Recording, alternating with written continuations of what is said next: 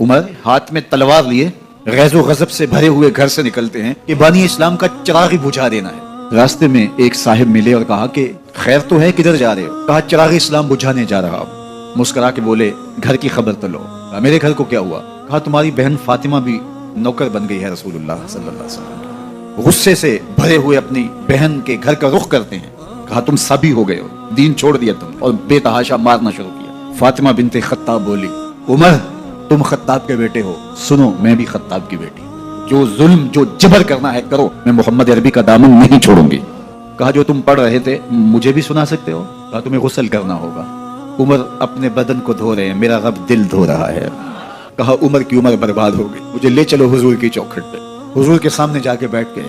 عمر ابھی وقت نہیں آیا کہ تم اسلام لے آؤ؟